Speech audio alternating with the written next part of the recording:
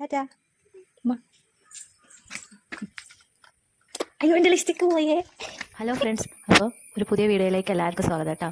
അപ്പോൾ ഇന്ന് ബുധനാഴ്ചയാണ്. ടാറ്റയൊക്കെ കൊടുത്ത് എങ്ങോട്ടാണ് പോകണമെന്നല്ലേ അത് പറയാം കേട്ടോ. എല്ലാ ബുധനാഴ്ചയും ഈ സമയത്ത് ഞങ്ങൾ ചേളാരി ഉണ്ടാവുക 5:30 തൊട്ട് 6:30 വരെ. ഹലോ ഫ്രണ്ട്സ്, ഇന്ന് നമ്മൾ ഡാൻസ് ക്ലാസ്സിലേക്ക് പോവുകയാണ് ഗൈസ്. അപ്പോൾ എങ്ങോട്ടാ പോകണമെന്ന് മനസ്സിലായില്ലേ? അതെ, ഡാൻസ് ക്ലാസ്സിലേക്ക് കേട്ടോ.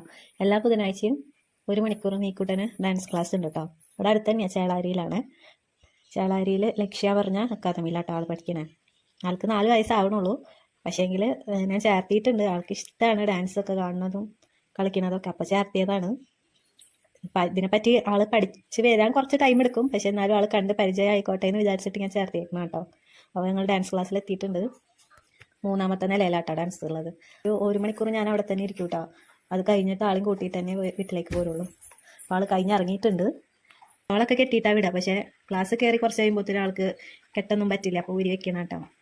ആൾക്കെന്തോ ഇഷ്ടം കേട്ടോ ഡാൻസ് ക്ലാസ്സിലേക്ക് വരാൻ. മടിയൊന്നും കാണിക്കാറില്ല, ഇതുവരെ കാണിച്ചിട്ടില്ല. ഇനി എങ്ങനെയാണെന്ന് അറിയില്ല കേട്ടോ മുന്നോട്ട്. അങ്ങനെ ഡാൻസൊക്കെ അത് കഴിഞ്ഞ് ഞങ്ങൾക്കൊരു ചെറിയൊരു മീറ്റിംഗ് ഉണ്ടായിരുന്നു. അതൊക്കെ കഴിഞ്ഞ് ഞങ്ങൾ തിരിച്ചു പോന്നു കേട്ടോ. കുറച്ച് ലേറ്റായി പോയി, 7 മണിയായിണ്ടെന്ന്. പിന്നെ അമ്മേനെ വൈക്കുന്ന കയറ്റി. അമ്മ തലയിൽ തട്ടിട്ടിരിക്കണത് മഴ ചാറിയിട്ടാട്ടോ. എൻ്റെ വീട്ടിലേക്ക് പോണ വഴിയാട്ടത്. ഭയങ്കര ദയനീയാവസ്ഥമായ റോഡിലൂടെയാണ് കേട്ടോ വീട്ടിലേക്ക് പോണേ.